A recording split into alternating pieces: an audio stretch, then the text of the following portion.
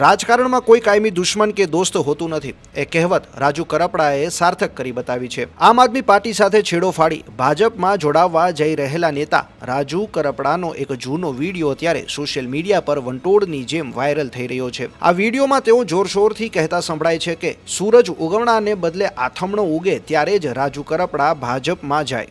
કોઈ પણ કરે કે રાજુ કરપડાને તો આમ કરશું, ભાજપમાં લઈ લેશું, લોકડું ઢીકડું કરી લેશું, એને કહીએ છીએ સુરત દાદા ઉગમણા ઉગવાની બદલે જેથી આથમણા ઉગે ને તેથી સમજો કે રાજુ કરપડા ભાજપનો ખેસ પહેરે। બાકી નાના નાના લંબુરિયાઓ જે ગામો ગામ ગલુડિયાઓ ફરે છે એને ખબર જ નથી કે એનો ગુરુ અડધી રાતે મારાથી પીવે છે, એ ખબર જ નથી। અહીંયા ફિલોસોફી આજુબાજુના ગામમાં કરે, અમારી ઓળખાણ, અમારો સંબંધ, એટલે કોન્સ્ટેબલ તમારી આબરૂ નથી રાખતો, શું કામ સંબંધની ફિલોસોફી કરો છો? એક પણ કાયદો જાણતા નથી, એક પણ નિયમથી વાકેફ નથી, અધિકારીને ખખડાવીને કઈ શકવાની તાકાત નથી। આવા લોકો સત્તામાં બેઠા છે, એને પણ કહીએ છીએ આપણા મૂળી તાલુકાનું ભલું કરવું છે, આવો સૌ સાથે મળીને ખેડૂતો માટે લઈએ।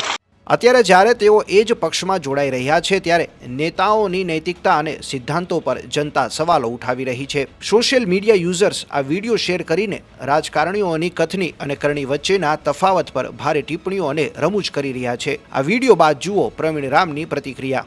નમસ્કાર મિત્રો, જય જવાન જય કિસાન। આજે મારા પરમ મિત્ર ભાજપમાં જોડાઈ રહ્યા છે, એટલે કે કેસરીઓ ધારણ કરી રહ્યા છે। અમે તો ડે 1 થી આ વાતને કહેતા આવ્યા છે કે જેલમાં જ આ ખેડૂતના આંદોલનનો સોદો થઈ ગયો હતો।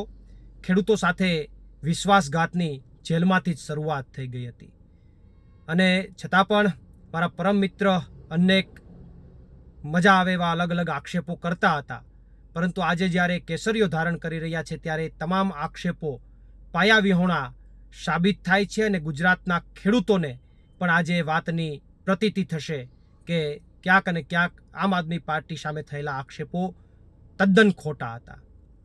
અને આજે જ્યારે કેસરીઓ ધારણ કરી રહ્યા છે ત્યારે એમને શુભકામનાઓ પાઠવીએ અને એક આશા રાખીએ કે ત્યાં જઈ અને જેમ પહેલાં ખેડૂતો માટે તાકાતથી લડતા હતા, રસ્તાઓ પર લડાઈ લડતા હતા, એ રીતે લડાઈ લડો અને ખેડૂતોને કંઈક ન્યાય અપાવો એવી અપેક્ષા એમની પાસે રાખીએ છીએ।